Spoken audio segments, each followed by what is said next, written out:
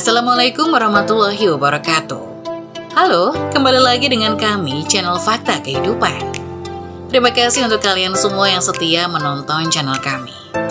Kemarin sudah banyak banget yang komen-komen dari daerah asal kalian di kolom komentar. Semoga dimanapun kalian berada, tetap dalam keadaan sehat walafiat dan dalam lindungan Tuhan Yang Maha Esa.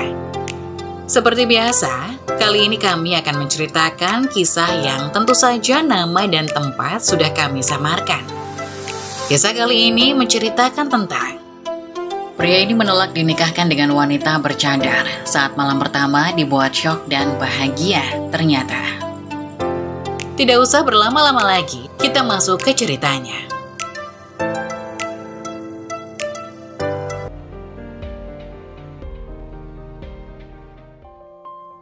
Pria ini menolak dinikahkan dengan wanita bercadar saat malam pertama dibuat syok dan bahagia ternyata. Dimas berdiri di depan kaca besar kamarnya, menatap bayangannya sendiri. Ia mengenakan jaket denim dipadu dengan kaos hitam sederhana yang tampak mahal. Rambutnya yang hitam dan sedikit acak tetap terlihat rapi dengan gaya yang kasual. Di luar sana, malam baru saja tiba dan jalanan kota dipenuhi lampu-lampu jalan yang berkelip-kelip. Dimas, jadi keluarga? Suara Doni salah satu sahabatnya terdengar dari telepon genggamnya yang sedang terbuka di atas meja. Iya, bentar lagi gue OTW. Jawab Dimas sambil tersenyum kecil. Ia tahu malam ini tidak ada yang istimewa, hanya nongkrong di pinggir jalan, menikmati kopi dan mendengarkan musik dari radio mobil. Tapi bagi Dimas ini sudah lebih dari cukup. Mereka bertemu di tempat biasa, sebuah spot di pinggir jalan kota yang cukup ramai tapi nyaman untuk sekedar ngobrol dan bersantai. Bro, lo serius? Gak mau ikutan ke klub? Kan seru kalau sekalian, kata Bagas sambil menyodorkan kaleng soda ke Dimas. Dimas tersenyum menggeleng. Gak usah gas, nongkrong di sini aja udah cukup kok buat gue, jawabnya santai. Iya, klasik banget sih lo mas, seru Doni sambil tertawa kecil. Gue seneng di sini, simpel aja, toh ngumpulkan gak harus mahal-mahal, balas Dimas. Bagas mengangkat bahunya sambil menatap Dimas. Yaudah, yang penting lo bahagia. Nih, kopi buat lo, anak sultan, katanya bercanda sambil memberikan kopi instan di gelas plastik ke Dimas. Thanks bos. Dimas tertawa sambil menerima kopi itu. Meskipun dia punya segalanya, Dimas memang merasa lebih senang dan nyaman nongkrong di pinggir jalan jauh dari kesan glamor. Kehidupan Dimas memang berbeda. Ia punya segalanya, tapi ia juga tahu apa yang ia butuhkan. Malam makin larut dan suasana di sekitar mereka mulai lenggang. Dimas dan teman-temannya masih duduk santai di pinggir jalan, berbincang dengan gelas-gelas kopi yang mulai kosong di depan mereka. Obrolan pun bergeser dari candaan ringan menjadi percakapan yang sedikit lebih serius. Bro, gue tuh kadang mikir masa depan kita bakalan kayak gimana ya? Ujar Doni sambil menarik nafas dalam-dalam. Kayaknya kita bisa gak sih terus-terusan kayak gini, nongkrong dan seneng-seneng doang? Dimas tertawa kecil sambil menyesap kopi. Emang kenapa Don? Santai aja lah. Hidup kan gak selalu harus dipikirin serius-serius, jawabnya santai. Doni menggeleng sambil tersenyum kecil, tapi dari matanya ada kecemasan yang jelas. Ya gue mikir aja mas, lo kan enak udah punya semuanya. Tinggal lanjut aja. Gue mesti mikirin kerjaan, karir, uang buat nikah. Semua itu gak mungkin datang gitu aja. Bagas yang dari tadi diam ikut nimbrung. Bener tuh, gue juga kadang ngerasa takut sih, soalnya umur kita udah 24 mas. Makin lama makin tua. Kalau kita gak mulai nyari kerjaan yang benar-benar menjamin, mau sampai kapan kayak gini? Dimas terdiam sejenak, mencerna kata-kata teman-temannya. Ia tahu meskipun hidupnya tampak tenang dan nyaman, tidak semua orang berada di posisi yang sama dengannya. Dimas tersenyum. Gue ngerti kok apa yang lo rasain. Gue emang punya privilege, tapi bukan berarti gue gak pernah mikirin masa depan. Bedanya, gue punya pilihan buat jalanin hidup kayak gini dulu, sambil nikmatin waktu kita. Iya, tapi lo kan gak perlu khawatir soal duit bro, sedangkan kita, ucap Bagas sambil tersenyum getir. Kalau kita gak punya kerjaan tetap, gimana bisa nabung buat masa depan, buat nikah juga? Doni mengangguk sambil menatap langit malam. Iya, apalagi soal nikah, gue ngerasa harus banget punya bekal cukup dulu. Lo sendiri gimana mas? Udah ada rencana nikah atau belum? Dimas tertawa kecil sambil menggeleng. Nikah, gue belum mikir ke sana sih, lagi enjoy dulu. Lagian buat gue, jodoh bakal datang di waktu yang tepat, gak usah buru-buru. Toh, nikmatin aja dulu prosesnya. Bagas menatapnya dengan wajah serius. Iya sih, lo bisa ngomong gitu karena hidup lo udah mapan. Tapi buat gue, buat kita, hidup tuh nggak segampang itu. Kita harus siap, harus punya cukup buat masa depan. Setuju guys, tambah Doni. Lo mungkin bisa santai, tapi kita nggak bisa selamanya cuma nongkrong dan main-main. Cepat atau lambat kita harus mulai mikir serius soal kerjaan, soal keluarga. Dimas mengangguk pelan, menyadari kekhawatiran mereka. Iya, gue paham kok. Gue tahu perjalanan hidup kita mungkin beda, tapi itu bukan berarti gue nggak peduli sama masa depan gue.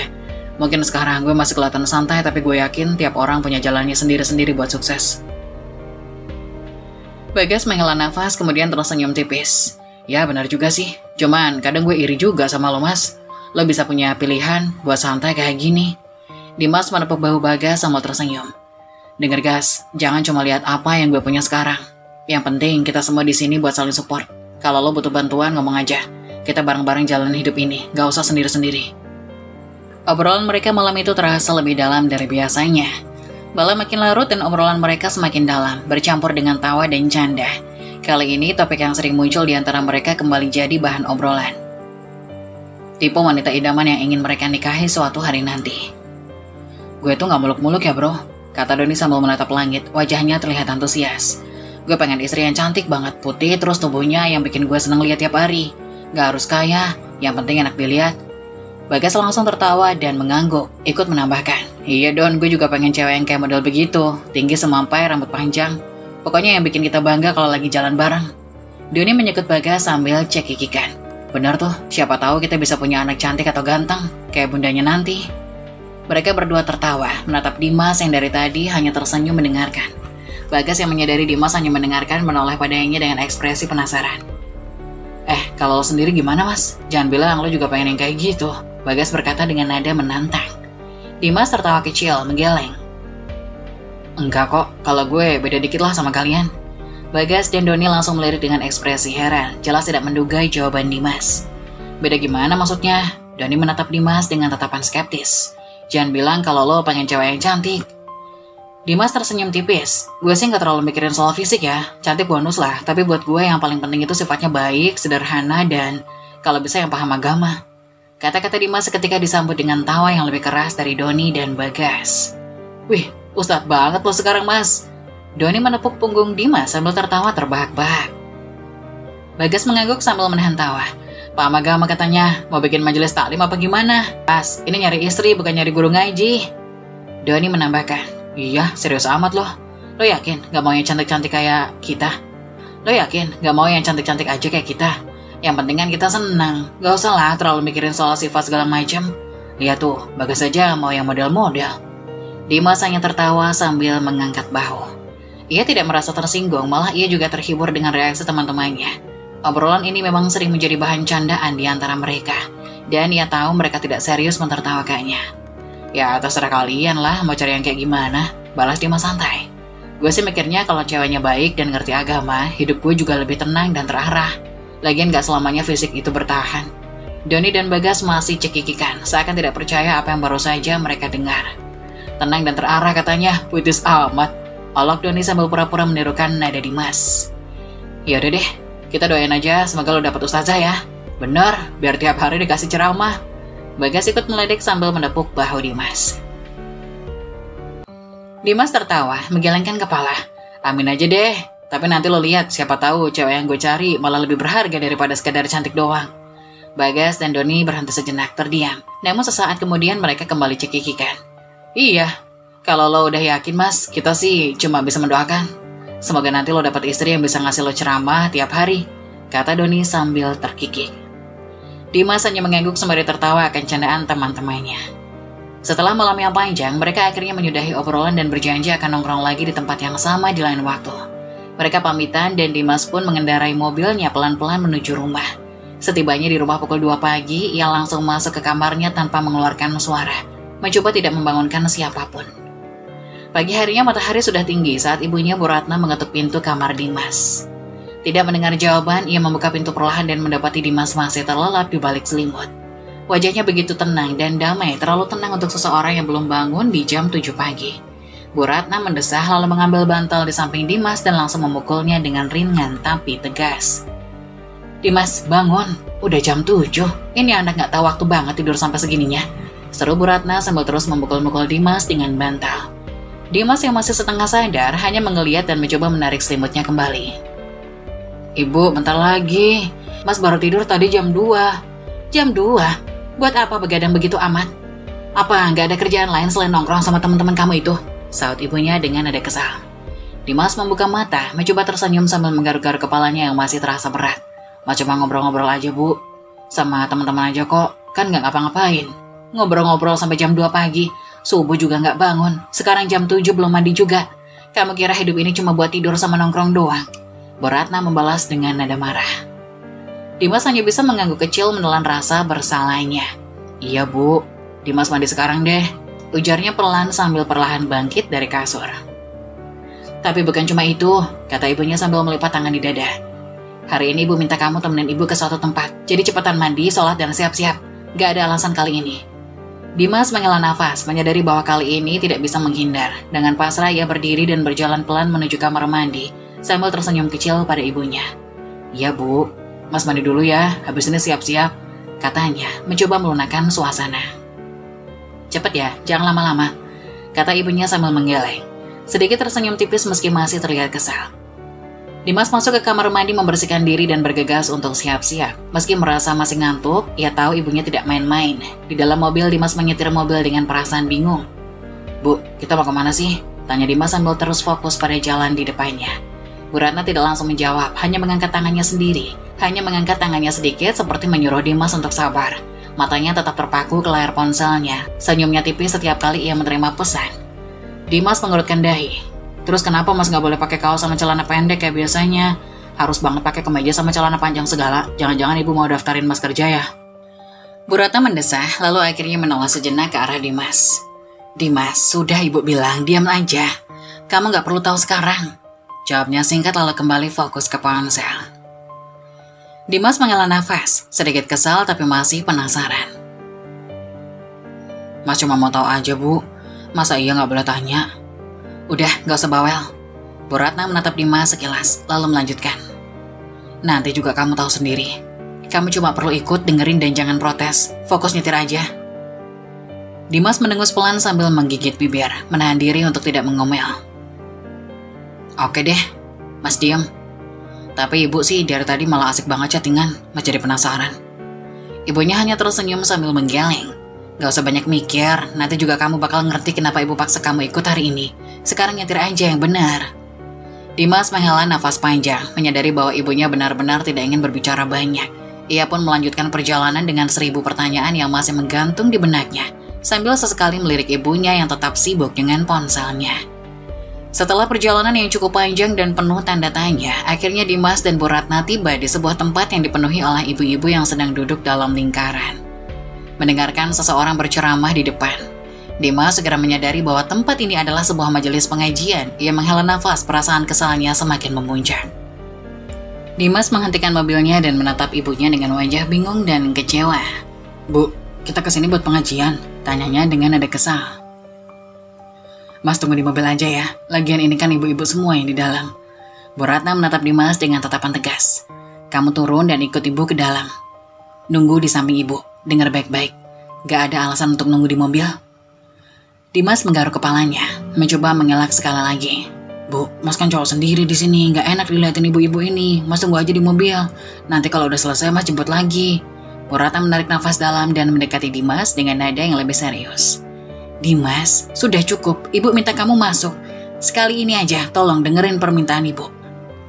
Dimas memandang ibunya, mencoba meredam kekesalannya. Tapi rasa enggan dan malu masih begitu kuat. Tapi ia segera sadar bahwa ibunya sama sekali tidak akan mengalah.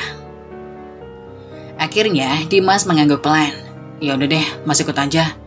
Dengan langkah enggan, Dimas berjalan mengikuti ibunya masuk ke dalam ruangan pengajian. Begitu ia masuk, tatapan ibu-ibu lain sempat menoleh ke arahnya, membuat Dimas semakin canggung. Bu Ratna mengarahkan Dimas untuk duduk di sebelahnya di barisan paling belakang. Dengan wajah cemberut, Dimas duduk, masih mencoba menyembunyikan rasa malu dan kesal. Bu Ratna menoleh pada Dimas dan berbisik lembut. Dengerin baik-baik ya Mas, tidak ada yang memalukan dari ikut majelis ini. Dimas hanya mengangguk kecil, masih memasang wajah masam. Dalam hati ia berkata pada dirinya sendiri, kapan lagi ibu mau kayak gini, semoga cepat selesai. Selama sesi pengajian berlangsung, Dimas mulai mendengarkan meski dengan perasaan canggung. Perlahan ia mulai mendengar beberapa kata yang membuatnya berpikir tentang hidup, tentang kedamaian, dan tentang tujuan hidup. Meskipun enggan, ia mendapati dirinya sedikit-sedikit mulai memperhatikan isi ceramah itu. Setelah hampir 2 jam duduk dengan canggung, Dimas merasakan kakinya mulai kesemutan. Ketidaknyamanan itu semakin membuatnya tidak sabar. Ketika pembicara mengumumkan bahwa acara telah berakhir, Dimas merasa lega. "Bu, Mas mau masuk mobil duluan ya, Ibu kan masih mau salaman sama ibu-ibu di sini." Dimas berkata sambil beranjak berdiri, berusaha untuk cepat-cepat keluar dari kerumunan. Namun Bu Ratna menahan tangannya dengan lembut. "Gak usah buru-buru, ikut Ibu dulu. Mereka mau salaman, kamu harus di sini," ucapnya tegas, tetapi tetap dengan nada lembut. Dimas mendesah merasa putus asa. "Tapi Bu, Mas sudah kesemut, biarin Mas masuk dulu ya," pintanya, tapi kali ini ibunya tetap tak mengalah.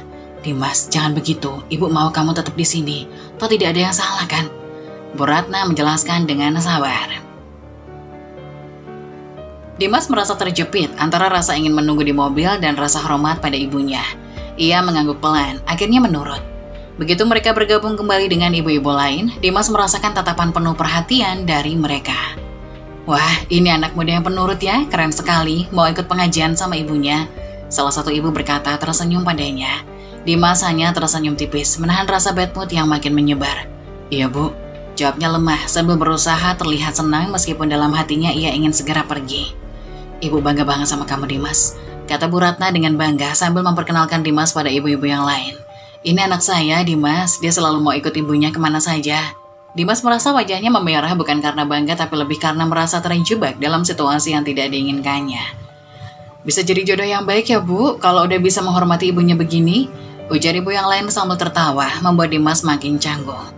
"Makasih Bu," Dimas mengucapkan, masih dengan senyuman tipis yang tidak tulus, sembari berharap acara salaman ini secepatnya berakhir. Satu persatu ibu-ibu itu menghampiri dan menyalaminya, memberikan pujian yang membuat Dimas merasa semakin tertekan. Ia berpikir semoga ibu cepat selesai biar bisa balik lagi ke kehidupan normal. Setelah sesi salaman dengan ibu-ibu di majelis, Dimas dan Bu Ratna mendekati ustazah yang telah memberikan ceramah. Dimas mengeluarkan tangan untuk berjabat tangan sambil merasa sedikit canggung. Bu Ratna telah senyum bangga. "Dimas ini anak saya yang baik ustazah, selalu mau menemani ibunya kemana saja." Ustazah membalas senyuman mereka dengan lembut. "Alhamdulillah, semoga Dimas selalu jadi anak yang soleh. Saya sangat senang bisa bertemu dengan kalian hari ini." Bu Ratna mengangguk, lalu dengan penuh keyakinan ia melanjutkan. "Ustazah, seperti yang sudah kita bicarakan sebelumnya, hari ini adalah hari yang tepat untuk mempertemukan Dimas dan anak Anda, Nadia." Dimas tertegun, merasa jantungnya berdegup lebih cepat. Ia hanya diam mendengarkan percakapan antara ibunya dan ustazah sambil menyimpan rasa bingung di dalam hati. "Iya Bu Ratna, kami sudah menunggu momen ini," ustazah menjawab, senyumnya penuh makna. "Saya percaya mereka berdua akan saling melengkapi." Dimas tetap diam, bingung dan tidak tahu harus berkata apa. Bu Ratna melanjutkan, "Kami sudah merencanakan ini jauh-jauh hari. Saya merasa Dimas dan Nadia sangat cocok untuk saling mengenal." Tepat saat itu ustazah memanggil, "Nadia sayang, ayo sini." Dimas menoleh dan melihat Nadia, seorang wanita yang mengenakan gamis, berpakaian syar'i dan menutupi wajahnya dengan cadar, berjalan mendekat. Nadia tampak tenang dan anggun. Bu Ratna tersenyum bangga melihat putri ustazah itu. "Ini dia Dimas, Nadia," katanya memperkenalkan mereka. Dimas hanya bisa tersenyum, namun hatinya masih dipenuhi rasa bingung dan canggung. Dia menatap Nadia yang kini duduk di sampingnya. Rasa malunya makin menyelimuti dirinya ketika ibu-ibu di sekitar mereka mulai memberikan tatapan penuh perhatian. Bu Ratna kemudian melanjutkan, "Kita belum membicarakan langkah serius, tapi ini adalah langkah awal yang baik. Dimas, kamu harus mengenal Nadia lebih baik." Setelah acara di majelis berakhir, Dimas dan Bu Ratna melangkah menuju mobil. Dalam perjalanan, Dimas terlihat cemberut dan marah, sementara Bu Ratna duduk di sampingnya tampak senang. Dimas memecahkan keheningan dengan nada kesal. "Bu, kenapa Ibu tidak bicara sama Mas terlebih dahulu tentang perjodohan ini? Mas merasa semua ini terlalu tiba-tiba." Bu Ratna menoleh menghela nafas. "Dimas, Ibu sudah menjelaskan bahwa ini yang terbaik untuk kamu. Ibu ingin kamu bahagia. Dia mendapatkan pendamping yang baik. Yang terbaik, Mas tidak setuju." Dimas membalas dengan nada tinggi, wajahnya berkerut. "Nadia itu terlihat kuno, ketinggalan zaman dengan cara berpakaian seperti itu. Mas juga tidak tahu wajahnya cantik atau tidak karena dia menutup wajahnya dengan cadar." "Dimas, kamu tidak boleh menilai orang dari penampilan," Bu Ratna menjelaskan, berusaha tetap tenang. "Nadia adalah anak yang baik, berasal dari keluarga yang baik." Dimas menggelengkan kepala, frustasi. Mas tidak mau menyesal menikah Nadia, Bu. Itu seperti membeli kucing dalam karung. Mas ingin menikahi wanita yang wajahnya jelas, yang berpakaian layaknya anak muda sekarang. Bukan seperti itu. Bu Ratna tersenyum sabar. Dimas, pernikahan bukan hanya soal penampilan. Ibu percaya bahwa dengan waktu kamu akan mengenal Nadia lebih baik dan melihat sisi-sisi baik darinya. Bu, ini bukan hanya tentang penampilan, tapi juga tentang bagaimana perasaan Mas. Mas merasa semua ini terlalu cepat dan tidak tepat. Dimas mengeluh, masih menahan rasa kesalnya. Ibu ngerti, tapi ibu sudah memikirkan ini dengan matang. Ibu akan membicarakan hal ini kepada ayah nanti di rumah. Kami ingin kamu memberi kesempatan pada Nadia. Bu Ratna menjelaskan dengan tegas. Dimas makin cemberut, merasa terjebak dalam situasi yang tidak diinginkan. Tapi Mas tidak mau, Bu. Mas benar-benar ingin perjodohan ini dibatalkan. Tolong, Bu. Bu Ratna menghela nafas lagi, menatap Dimas dengan penuh pengertian. Baiklah Dimas, Ibu akan membahas ini dengan ayah, tapi Ibu harap kamu juga berpikir positif tentang semua ini. Dimas hanya terdiam, semakin menekankan wajahnya ke setir mobil, merasa beban di dadanya semakin berat. Malam itu Dimas sedang siap-siap untuk keluar nongkrong bareng teman-temannya.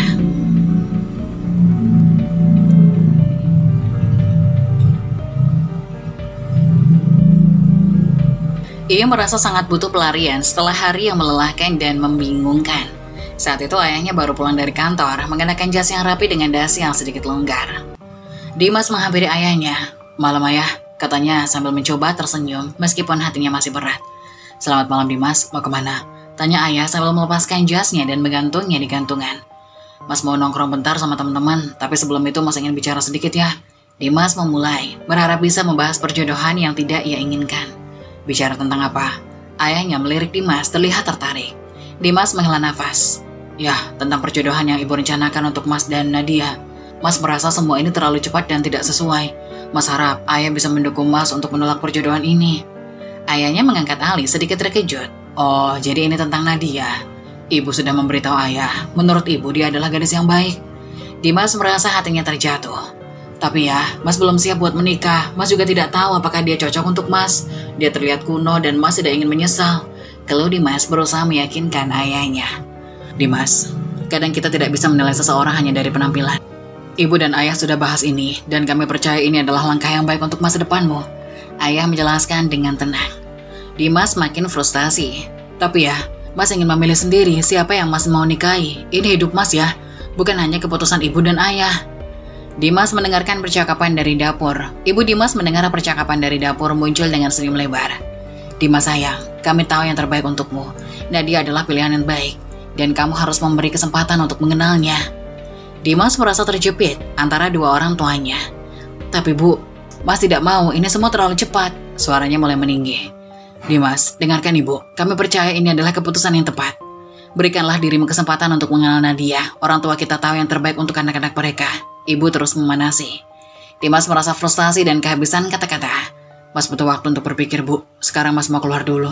Ucapnya dengan nada putus asa. Baik, tapi jangan lupa untuk berpikir tentang apa yang kita bicarakan. Kata ayah berusaha menenangkan. Dimas mengangguk lalu bergegas keluar menuju mobil. Di dalam mobil ia merasakan amarah yang bingung dan bercampur jadi satu. Dalam benaknya, ia hanya ingin bersenang-senang dan melupakan masalah ini setidaknya untuk malam ini. Sesampainya di tempat nongkrong, teman-teman Dimas sudah menunggu. Setelah tiba di sana, Dimas melihat teman-temannya sudah berkumpul, ngobrol, dan tertawa lepas. Saya baper banget sama video kucing kemarin. Salah satu teman Ardi berkomentar sambil tertawa. Kucing itu melompat jatuh ke kolam, konyol banget. Bisa-bisanya, kucing berusaha jadi superhero. Jawab Rudi menggenggam gelas minumannya. Gue pengen lihat itu di kehidupan nyata. Dimas hanya duduk di tengah-tengah mereka tanpa kaku dan diam, meski teman-temannya terus bercanda dan tertawa. Senyumnya terlihat dipaksakan. Rika, teman dekatnya menyadari ketidaknormalan Dimas. Lo kenapa Dimas? Kelihatan gak asik banget malam ini. Rika mencoba menghibur.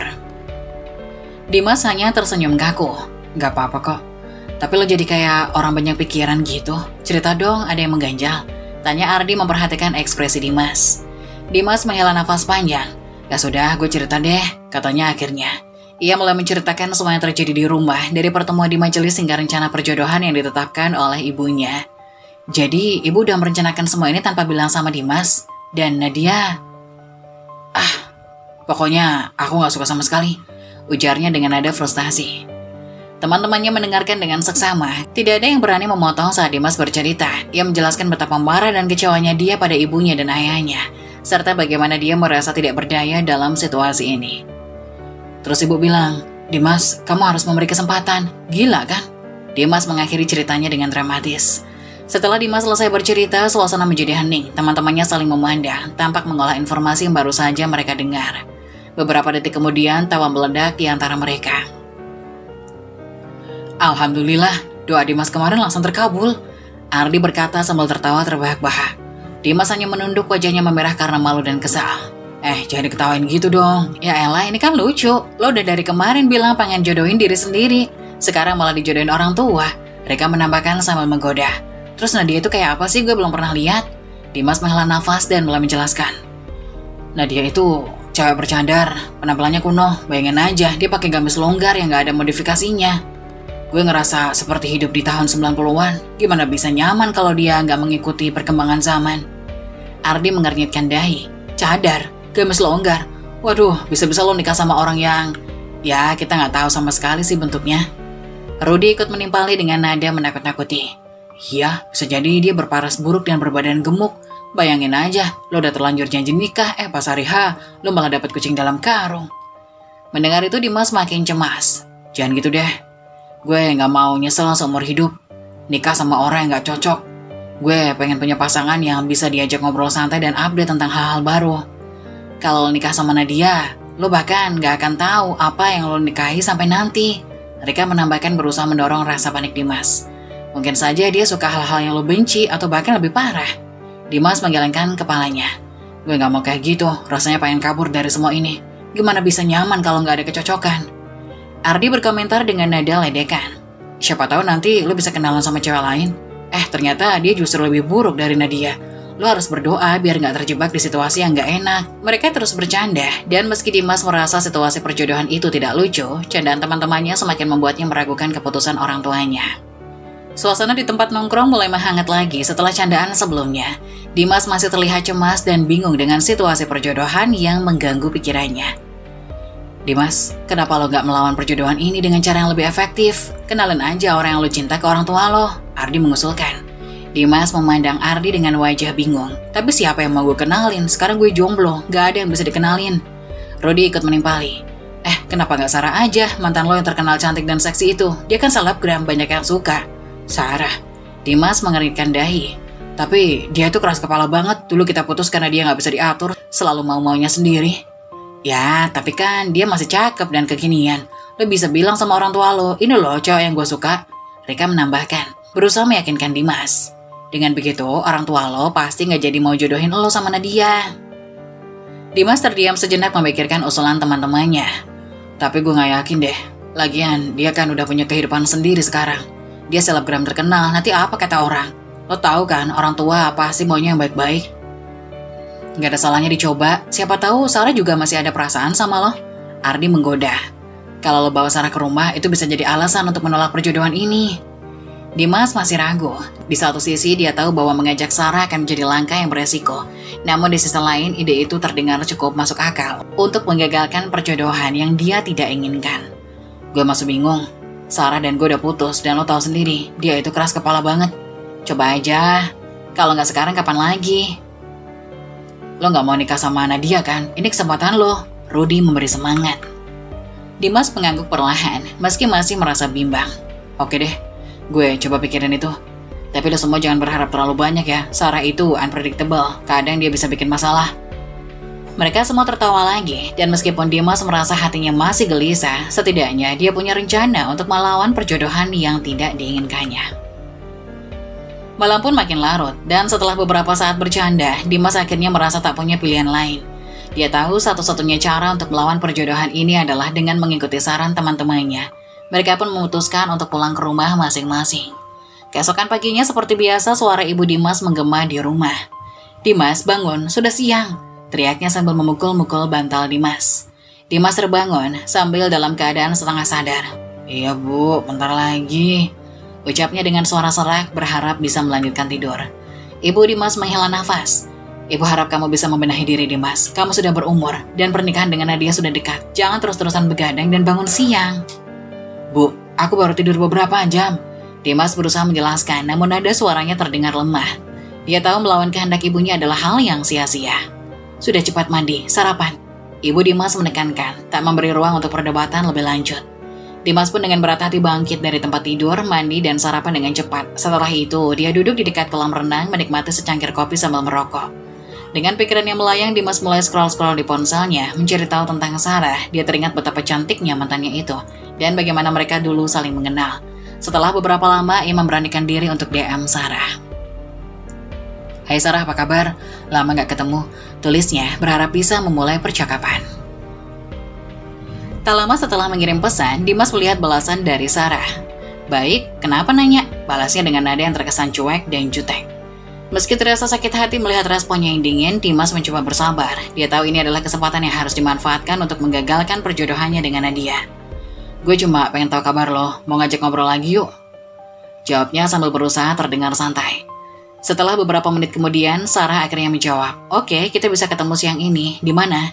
Dimas merasa sedikit lega. Setidaknya mereka sepakat untuk bertemu. Gimana kalau di kafe dekat rumah gue, jam 1 siang? Bisa, balas Sarah singkat.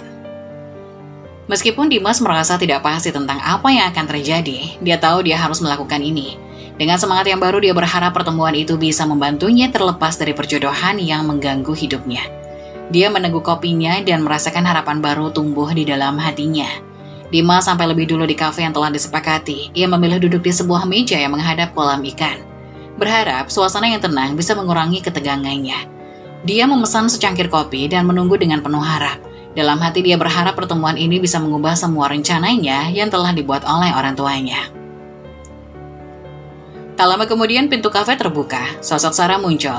Dimas terpesona melihat penampilannya. Sarah menggunakan baju yang modis dan sedikit terbuka, menonjolkan tubuhnya yang proporsional dan seksi. Semua mata di kafe itu seakan tertuju padanya dan Dimas merasakan kebanggaan serta rasa syukur karena bisa berjumpa lagi dengannya.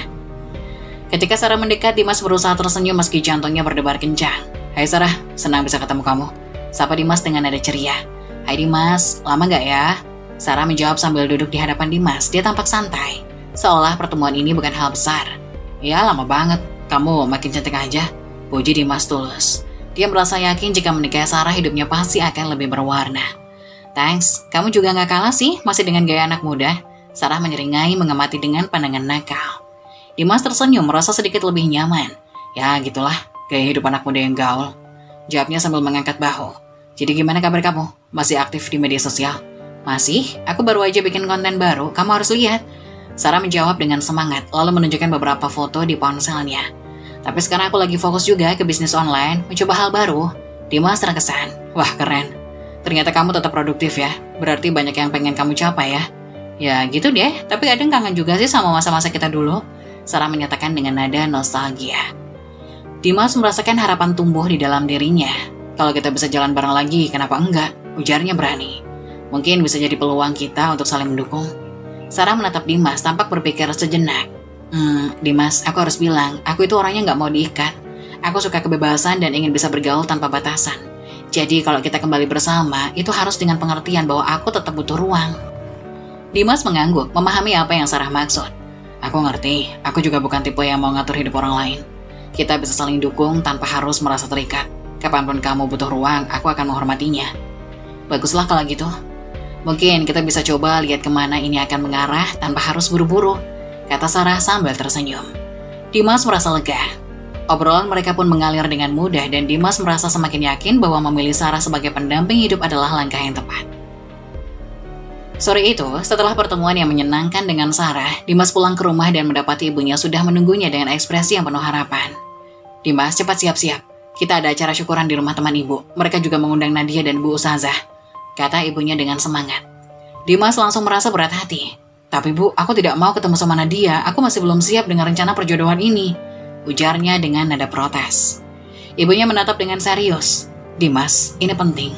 Ibu berharap kamu bisa mulai dekat dengan Nadia. Acara seperti ini adalah kesempatan baik untuk mengenal satu sama lain. Jelasnya berusaha meyakinkan Dimas. Dimas menghela nafas panjang. Dia tahu ibunya sangat menginginkan ini. Dan dia tidak mau mengecewakannya. Ya sudah Bu, aku akan ikut. Tapi aku tidak janji akan bersikap akrab, jawab Dimas akhirnya sambil bergegas mengganti pakaian.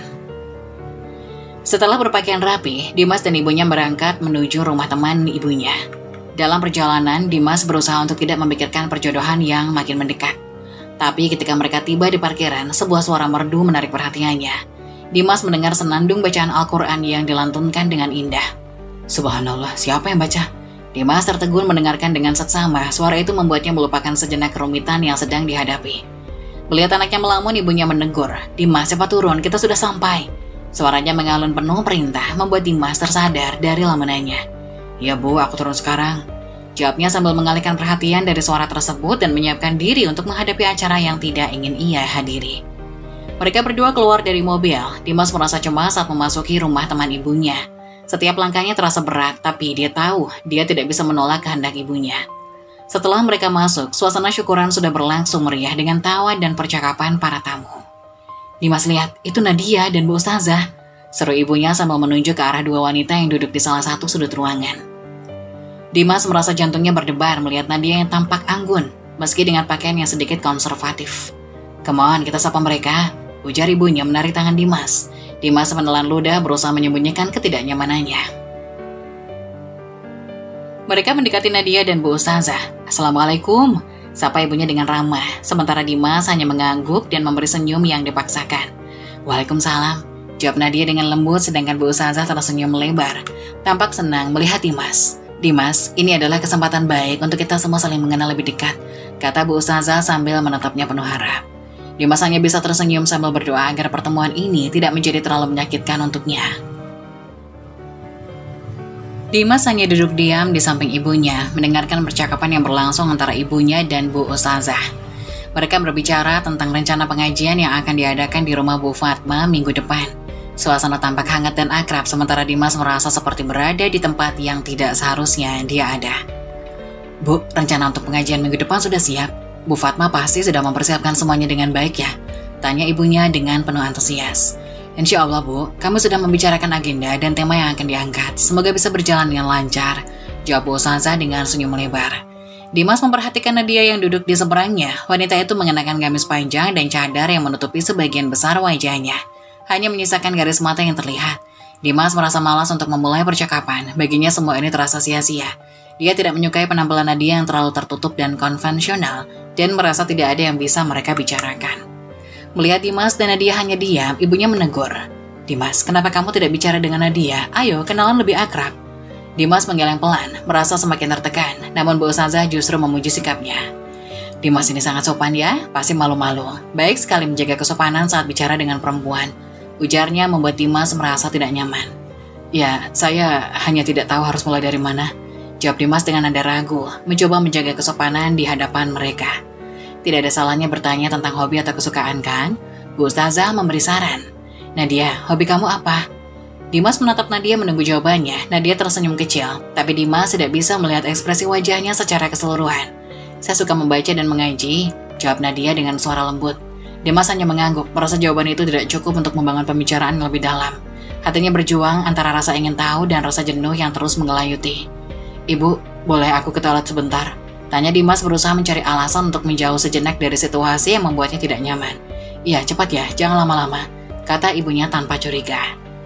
Dimas berdiri dan pergi menuju toilet, berusaha mengambil nafas dalam-dalam. Dia tahu, tidak peduli seberapa keras dia berusaha, perjodohan ini akan terus menghantuinya. Mungkin Sarah adalah jalan keluar yang ia butuhkan, tetapi di satu sisi ibunya dan Bu Ustazah tampak bertekad untuk menyatukannya dengan Nadia. Setelah beberapa menit, Dimas kembali ke ruang acara, berharap bisa menghindari lebih banyak pembicaraan tentang perjodohan. Namun harapannya sirna ketika melihat Nadia dan ibunya sudah berdiskusi lebih akrab. Suara tawa mereka membuat Dimas merasa semakin tertekan.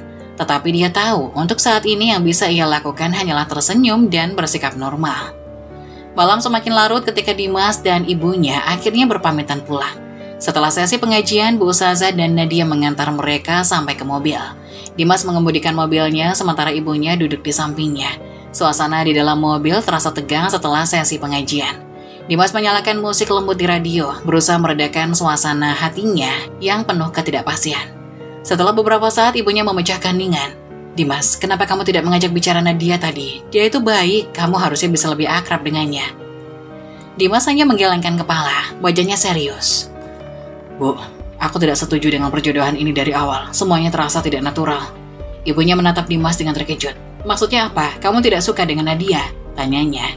Nada suaranya sedikit meninggi. Aku akan memperkenalkan Sarah.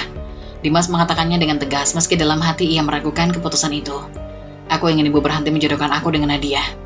Ibunya terdiam sejenak, kemudian wajahnya berubah menjadi marah. Apa? Kamu tidak bisa begitu, Dimas. Ini adalah hal yang serius. Kita akan membahas ini dengan ayahmu nanti di rumah. Dimas merasa frustasi menjalar dalam dirinya. Tapi Bu, aku bukan hanya sekedar barang untuk dijodohkan. Aku juga punya hak untuk memilih. Ibu hanya ingin yang terbaik untukmu. Nadia itu baik, dari keluarga baik. Dan dia juga sudah diajarkan agama dengan baik. Sangka ibunya berusaha mempertahankan pendapatnya. Tapi aku tidak mau menikah dengan seseorang hanya karena alasan itu. Ibu tahu betul bahwa Sarah adalah wanita yang aku suka. Dia modern, sesuai dengan seleraku. Dimas menyampaikan pendapatnya, berusaha keras untuk menjelaskan. Ibu tidak mengerti. Semua ini bukan hanya tentang kamu. Ini juga tentang keluarga dan adat. Nanti kita diskusikan lagi di rumah. Balas ibunya, suaranya mulai menurun tapi tetap tegas. Dimas terdiam, merasa frustasi. Ia menatap ke jalanan di depan. Pikirannya melayang ke Sarah, apakah ia bisa meyakinkan orang tuanya untuk menerima hubungan itu, atau semua ini hanyalah akan berakhir dengan pernikahan yang dipaksakan dengan Nadia. Mobil pun melaju di malam yang gelap, dan meski suasana hening, rasa canggung antara Dimas dan ibunya masih tersisa. Setelah menutup pintu dengan keras, ibu Dimas melangkah masuk ke dalam rumah dengan wajah tidak puas. Dimas mengikuti di belakangnya, menyadari bahwa suasana hati ibunya masih terpengaruh oleh pertemuan di pengajian. Mereka melihat ayah Dimas yang sedang duduk santai di ruang tengah sambil menonton TV. Begitu mereka melihat, ayah Dimas langsung mengalihkan perhatian dari layar dan bertanya, "Ada apa ini? Kenapa wajah kalian cemberut begitu?" Dimas dan ibunya saling pandang sejenak sebelum ibu Dimas akhirnya memutuskan untuk bicara. Dimas berperilaku kurang baik di hadapan Nadia dan Bu Ustazah tadi. Ujarnya dengan nada kesal. Dia tidak mau bicara seolah-olah semua ini sia-sia. Dimas menggelengkan kepala dan menyela. "Bu, aku tidak mau dijodohkan dengan Nadia. Aku sudah bilang. Aku punya pilihan lain, yaitu Sarah." Ayah Dimas menyadari ketegangan yang berkembang antara mereka dan berusaha menenangkan suasana. Oke, mari kita bicarakan ini dengan tenang. Dimas, kamu bisa menjelaskan mengapa kamu merasa tidak nyaman dengan perjodohan ini? Karena aku tidak ingin menikahi seseorang hanya karena orang tua menginginkannya. Aku ingin menikahi seseorang yang aku cintai dan itu Sarah. Dimas menjelaskan dengan bersemangat, meskipun wajah ibunya makin keruh mendengarnya. Ibu Dimas menatap suaminya berharap mendapatkan dukungan. Namun ayah Dimas yang selalu berusaha adil mengangguk. Baik, bagaimana kalau kita memberi kesempatan kepada Dimas untuk mengenalkan Sarah pada kita? Kita lihat bagaimana dia bersikap. Ibu Dimas terlihat ragu. Tapi Dimas masih muda. Bagaimana jika Sarah bukan orang yang tepat untuknya? Ayah Dimas menghela nafas. Bu, Dimas juga punya hak untuk memilih. Kita tidak bisa memaksakan kehendak kita tanpa memberi dia kesempatan untuk menunjukkan pilihan yang dia anggap baik. Akhirnya, setelah mendengarkan suara suaminya, Ibu Dimas menyetujui. Tapi ada syarat, jika Sarah baik dan bisa diterima oleh kita sebagai calon menantu, maka kita bisa membicarakan soal ini. Tapi jika dia tidak berperilaku baik, maka Dimas harus menerima perjodohan dengan Nadia. Dimas merasakan ada secercah harapan. Baik Bu, aku setuju dengan syarat itu. Ujarnya sambil berusaha meyakinkan dirinya bahwa semua akan baik-baik saja. Ibu Dimas tampak masih tidak puas, tetapi ia tahu bahwa ini adalah kompromi yang harus dibuat. Baik, kita akan lihat bagaimana nanti. Semoga Sarah benar-benar memenuhi harapan kita. Dimas mengangguk, merasa lega bahwa ada jalan keluar dari situasi yang menegangkan ini. Ia berharap pertemuannya dengan Sarah bisa berjalan lancar dan meyakinkan orang tuanya bahwa ia telah memilih dengan benar. Suasana menjadi sedikit lebih tenang, meskipun ketegangan masih terasa di udara. Jadi kapan kamu akan mengundang Sarah ke sini? Tanya ayah Dimas, memecah keheningan yang masih menyelimuti ruang tamu. Segera ayah. Aku akan mengatur pertemuan secepatnya, jawab Dimas, merasakan semangat baru muncul dalam dirinya. Satu malam, Dimas mengajak Sarah untuk bertemu dengan teman-temannya di sebuah angkringan lesehan pinggir jalan. Begitu mereka tiba, teman-teman Dimas sudah berkumpul, tertawa dan bercanda. Dimas keluar dari mobil dengan senyuman lebar, sementara Sarah terlihat sedikit canggung mengamati sekeliling yang kumuh dan sederhana. Saat mereka mendekati meja, semua mata langsung tertuju pada Sarah yang tampil cantik dan modis, membuatnya menjadi pusat perhatian. Teman-teman Dimas saling berpandangan, terkejut dan kagum melihat Dimas berhasil balikan dengan Sarah. Dimas, gila, lo bawa Sarah ke sini. Salah satu teman berkomentar. Sementara yang lain menambahkan, lo udah kayak raja Dimas. Sarah yang mendengar itu hanya tersenyum tipis, namun ekspresinya menunjukkan bahwa ia merasa risih dengan suasana. Dimas berusaha mencairkan suasana. "Hey guys, kenalin ini Sarah," katanya sambil menunjuk ke arah Sarah. Teman-teman Dimas mencoba menyapa, tapi Sarah menjawab dengan nada cuek dan singkat. "Hai," ujarnya. Tidak banyak memberi respon. Dimas menyadari ketidaknyamanan Sarah, namun ia berharap bisa membuat suasana lebih baik. "Jangan khawatir Sarah, mereka semua baik-baik," Dimas berkata sambil tersenyum, mencoba meyakinkan Sarah. Namun suasana tetap terasa canggung dan teman-teman Dimas pun terlihat bingung menghadapi sikap Sarah yang tidak ramah. "Jadi Sarah, apa hobi lo?" tanya salah satu temannya, berusaha menciptakan percakapan. "Gak ada," jawab Sarah singkat, membuat suasana semakin sunyi. Dimas merasa sedikit tertekan, berharap Sarah bisa lebih terbuka dan bersikap santai di hadapan teman-temannya. "Ah, jangan gitu, pasti ada dong," sahut teman yang lain. Tapi Sarah hanya terdiam, terlihat makin tidak nyaman. Sarah terlihat semakin kesal dan risih dengan suasana di angkringan yang kumuh dan berisik. Dimas yang menyadari ekspresi Sarah merasa perlu menanyakan apa yang terjadi. "Hei, ada masalah apa?" tanyanya dengan nada khawatir. "Ada banyak," jawab Sarah tegas menatap Dimas. Teman-teman Dimas mendengar itu langsung penasaran. "Apa yang salah?" tanya salah satu dari mereka. Sarah tidak bisa menahan diri dan mulai meluapkan kekesalannya. "Lihatlah tempat ini, kumuh dan berisik. Kalian semua penampilannya sangat sederhana, ini tidak seperti yang aku bayangkan." Salah satu teman Dimas yang merasa tersinggung langsung menimpali. Kamu di sini nyaman-nyaman aja, gak perlu berlagak kayak orang yang selalu di mall." Situasi makin jadi panas. "Tapi ini bukan tempat yang layak buat dia adalah mantan selebgram bro," kata teman yang lain berusaha membela Sarah. Dimas yang melihat cekcok ini terus berlangsung merasa tak tahan. "Sarah, berhenti menjelek-jelekan teman-temanku. Mereka baik-baik saja dan tidak ada yang salah dengan cara mereka." Sarah yang merasa terpojok makin tidak nyaman. "Kalau gitu antar aku pulang," pintanya. Suaranya bergetar menahan emosi. Namun Dimas yang terlanjur kesal menjawab, "Enggak, kamu pulang sendiri. Aku tidak bisa meninggalkan teman-temanku hanya karena kamu merasa tidak nyaman." Sarah terkejut dan merasa sakit hati. "Jadi kamu lebih milih dia daripada aku?" tanyanya dengan mata mulai berkaca-kaca. Dimas diam sejenak, merasakan beratnya keputusan yang harus diambil. Tapi rasa kesalnya membuatnya tetap teguh. "Mereka sudah di sini lebih lama, Sarah. Aku tidak bisa membiarkan kamu menghina mereka." Akhirnya Sarah merasa kecewa. "Kalau gitu kita putus," ujarnya dengan nada dingin, lalu berbalik meninggalkan Dimas dan teman-temannya. Dimas berdiri terdiam, merasakan kesedihan yang menyelimuti hatinya. Teman-temannya melihat situasi ini, merasa terharu sekaligus khawatir dengan keputusan yang diambil Dimas. Mereka tahu bahwa Dimas telah kehilangan Sarah demi menjaga hubungannya dengan mereka.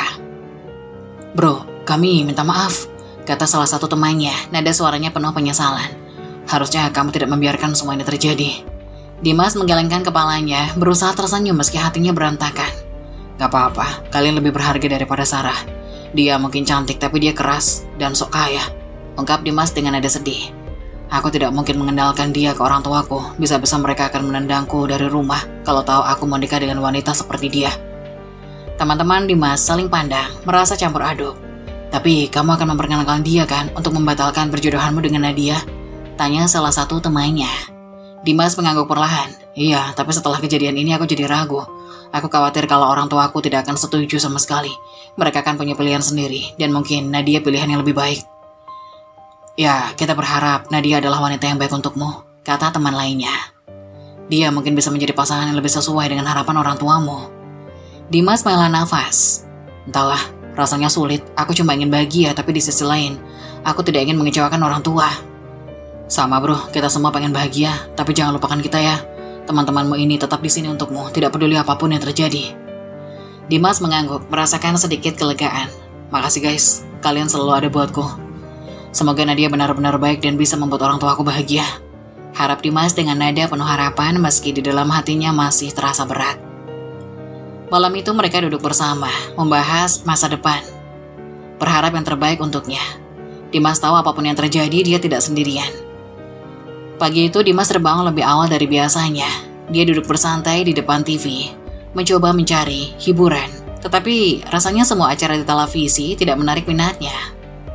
Saat ibunya memasuki ruangan, dia sedikit heran melihat Dimas yang tampak berbeda. "Kamu sudah bangun? Biasanya masih tidur sampai siang?" tanya ibu Dimas sambil menyiapkan sarapan. "Iya bu, hari ini mau coba bangun lebih pagi," jawab Dimas datar, meskipun di dalam hatinya dia merasakan beban yang berat. Setelah sarapan siap, mereka semua berkumpul di meja makan. Ibu Dimas terlihat sangat antusias ingin membahas tentang rencana pernikahan Dimas dengan Nadia. Dimas, bagaimana kalau kita segera merencanakan pernikahanmu dengan Nadia? Kapan kamu mau dikenalkan? Tanya Ibu Dimas senyum lebar menghiasi wajahnya. Dengan nada lemas Dimas menjawab, Bu, aku sudah tidak berniat dengan Sarah. Sekarang aku ikut saja mau dijodohkan dengan Nadia. Ibu Dimas terkejut mendengar pernyataan itu, tapi segera wajahnya berubah bahagia. Oh, alhamdulillah. Aku pikir kamu sudah mantap dengan keputusan ini. Kita bisa segera merencanakan pernikahannya.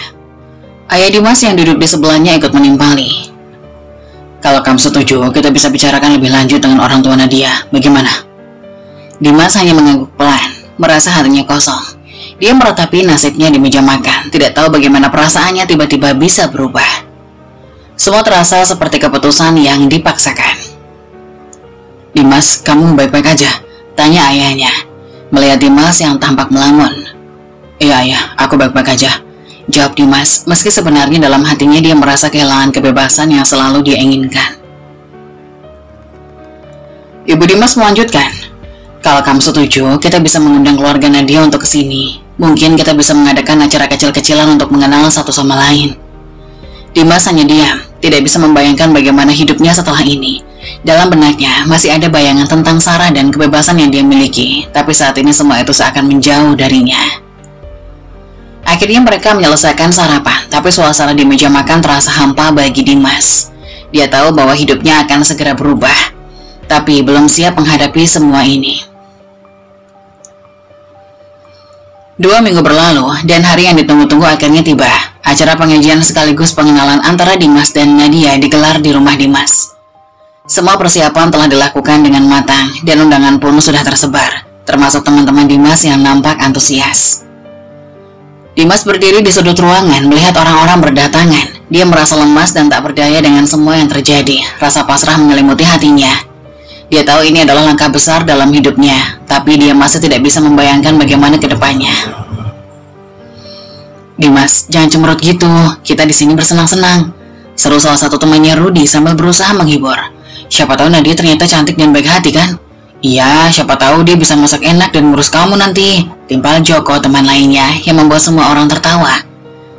Dimas hanya bisa tersenyum tipis mendengar candaan teman-temannya. Ya, itu sih harapan, balasnya. Walaupun dalam hati dia merasa ragu. Saat pengajian dimulai, Dimas duduk di samping Nadia, yang terlihat tenang dengan cadar yang menutup wajahnya. Dimas berusaha untuk tidak terlihat canggung, meskipun suasana hatinya tidak secerah tampakannya. Teman-temannya duduk di dekatnya, saling berbisik dan melontarkan lelucon untuk mencairkan suasana. Jadi Nadia sudah berapa lama kenal sama Dimas? Tanya salah satu temannya Ani, berusaha mengalihkan perhatian ke Nadia. Nadia tersenyum tipis di balik cadarnya. Baru hari ini, tapi insya Allah kita akan saling kenal lebih baik. Wah, semangat sekali, kata Rudy berusaha memberi dukungan.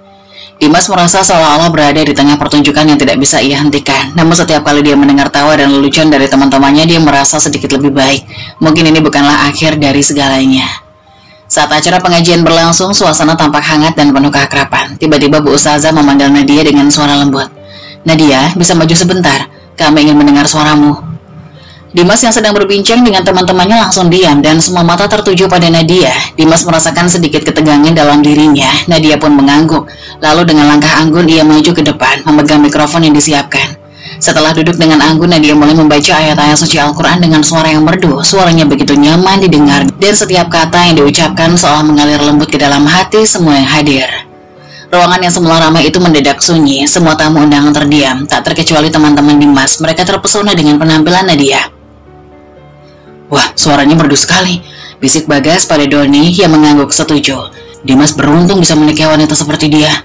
Gue gak nyangka ternyata Nadia bisa kayak gini, keren banget, balas Doni dengan penuh kekaguman.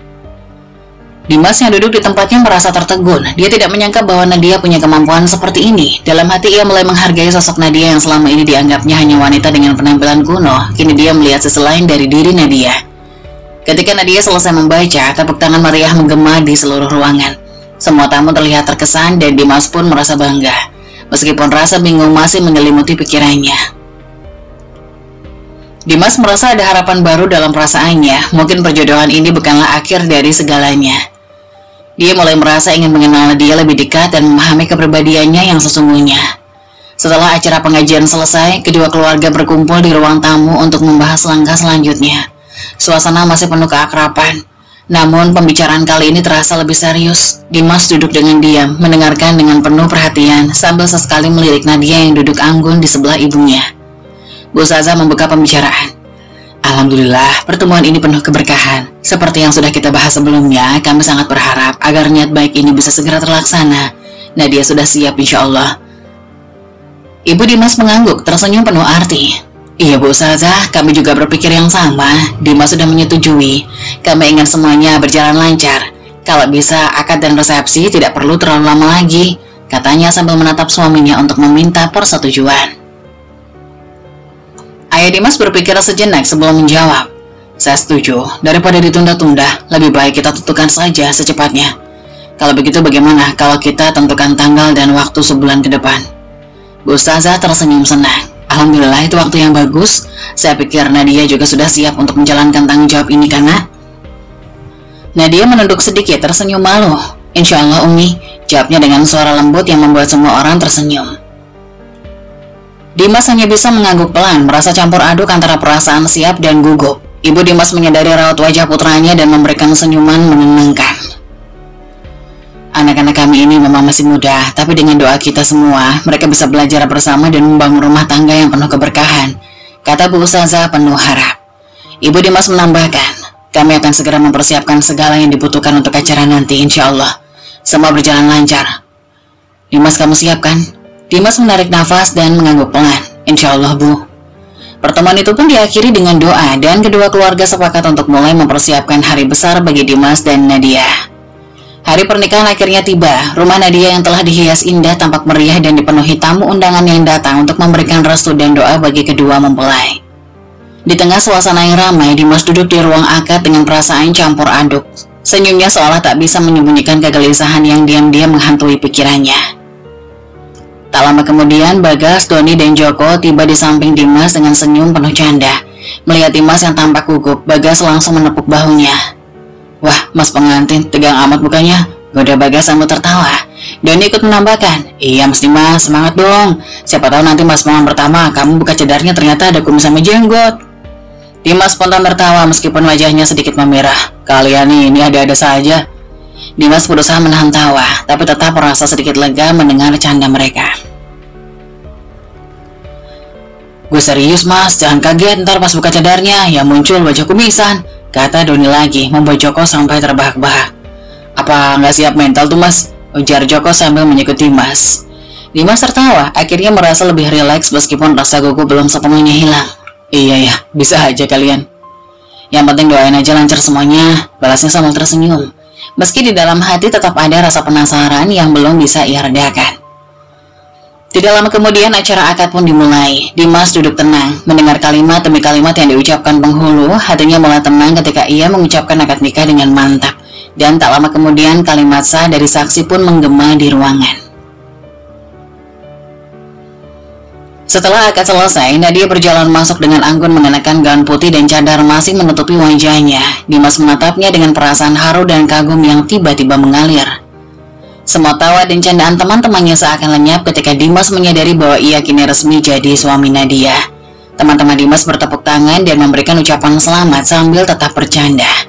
Wah, sekarang udah nggak bisa lari lagi Mas, kata Joko sambil tersenyum. Dimas hanya bisa tertawa dan mengangguk merasa lega namun juga mulai merasakan ketenangan di hatinya. Sekarang ia resmi menikahi dengan Nadia, wanita yang selama ini ia ragukan. Ia hanya berharap malam nanti ketika mereka berdua bertemu sebagai suami istri, ia akan benar-benar menemukan jawaban dari semua penasarannya. Malam pertama pun tiba. Di dalam kamar yang telah dihiasi dengan indah, Dimas dan Nadia duduk di atas ranjang. Saling melempar senyum malu-malu, suasana hening tapi terasa hangat. Mereka berdua sama-sama terlihat canggung, mencoba membuka percakapan dengan hal-hal ringan. Dimas tersenyum sambil mengusap tengkuknya, sedikit gugup. Jadi gimana? Tapi deg-degan juga kan pas akad. Nadia tersenyum masih dengan nada lembut dan sopan. Iya, aku juga nggak nyangka akhirnya jadi istri kamu, ujarnya dengan malu-malu. Dimas pun tertawa kecil, mulai merasa nyaman dan percakapan mereka. Namun ada satu hal yang tak dapat diabaikan. Dimas penasaran yang sejak awal membuat hatinya resah. Setelah beberapa saat ia memberanikan dirinya bertanya. Dimas akhirnya memutuskan untuk bicara, menenangkan dirinya sebelum bertanya. Nat, boleh nggak aku lihat wajah kamu? Suaranya terdengar ragu namun penuh keinginan. Aku penasaran banget dari awal. Nadia mengangguk lembut, menyadari bahwa inilah saatnya menghilangkan rasa penasaran suaminya. Dengan gerakan anggun, ia mulai melepas sadarnya perlahan hingga kain yang menutupi wajahnya turun sepenuhnya. Dimas menahan napas, matanya membulat dan ia hanya bisa terdiam.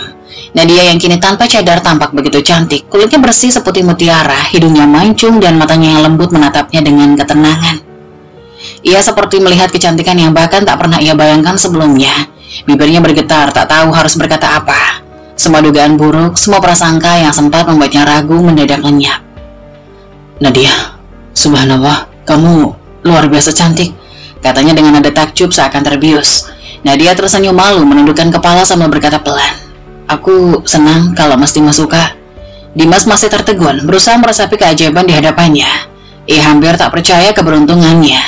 Ya Tuhan, aku sampai gak bisa percaya ini beneran kamu. Aku seperti mimpi. Nadia menatapnya dengan senyum tipis, membuat Dimas semakin yakin bahwa ia tak salah. Di dalam hatinya ia menyesali semua angan buruk yang pernah ia bayangkan. Ia merasa diberi anugerah yang lebih dari yang pernah ia harapkan. Saat itu, ia tahu betul bahwa ia tak lagi memerlukan alasan untuk meragukan Nadia. Aku bersyukur banget Nadia, bahwa kamu adalah istriku. Malam itu Dimas menyadari betapa tak ternilainya Nadia, sosok yang telah membuatnya berubah sepenuhnya dalam satu malam. Hari-hari setelah pernikahan mereka terasa begitu membahagiakan. Dimas dan Nadia menjalani kehidupan sebagai pasangan suami istri dengan penuh canda dan tawa. Meski Dimas tetap sering nongkrong dengan teman-temannya, kali ini ada yang berbeda. Ia kini selalu ingat waktu dan tak pernah lupa bahwa di rumah ada Nadia yang menunggunya.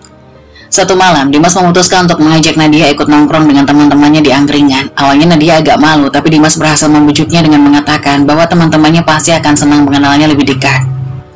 Begitu sampai di sana, Bagas, Joko, dan Doni yang sedang asik bercanda menyambut kedatangan mereka dengan semangat. Ini dia pasangan baru. Gimana bro, udah betah jadi suami? Kata Bagas sambil tertawa, menyenggol lengan Dimas. Dimas tertawa kecil. Aman bro, lu lihat sendiri nih, aku bawa istri buat kenalin sama kalian. Nadia tersenyum dan dengan sikap ramah ia duduk di antara mereka. Teman-teman Dimas awalnya masih agak canggung, tapi ternyata Nadia cepat akrab dengan mereka. Doni dengan senyum isinya bertanya, Nat, gak nyesel kan nikah sama Dimas? Orangnya masukkan nongkrong lama-lama begini. Nadia tertawa. Enggak kok, asal gak lupa pulang aja. Lagi pula aku senang kalau Dimas punya teman-teman yang asik kayak kalian. Joko pun menimpali, wah Dimas beruntung banget nih punya istri yang pengertian. Biasanya kalau kita udah nongkrong semua bakal lupa waktu. Dimas mengangguk setuju sambil tersenyum bangga.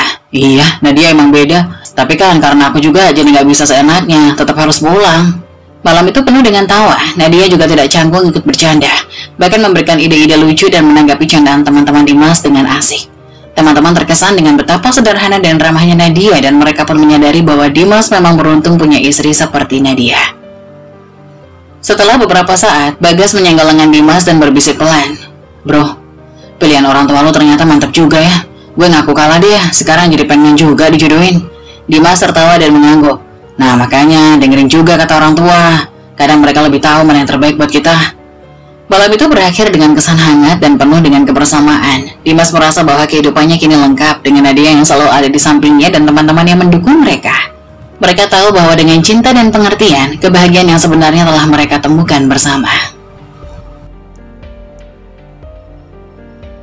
Saat-saat tersulitmu seringkali mengarah pada momen-momen terbesar dalam hidup. Teruskan, situasi sulit pada akhirnya membangun orang yang kuat. Mengeluh tidak akan pernah bisa memperbaiki keadaan. Bersemangatlah dalam menjalani hidupmu dengan ikhlas dan kesabaran. Begitulah kisah dari salah satu subscriber kita. Semoga kita dapat mengambil hikmah dan nilai-nilai penting yang bisa kita jadikan contoh pada kehidupan kita sehari-hari. Bagi kalian yang ingin memberikan kritik dan saran yang membangun, kalian bisa tuliskan di kolom komentar. Kalian juga bisa membagikan kisah kalian untuk kami bawakan lewat nomor yang ada di kolom deskripsi. Jangan lupa tetap dukung channel kami dengan cara like, komen, dan subscribe, serta tunggu video-video selanjutnya. Sekian dari saya, terima kasih. Wassalamualaikum warahmatullahi wabarakatuh.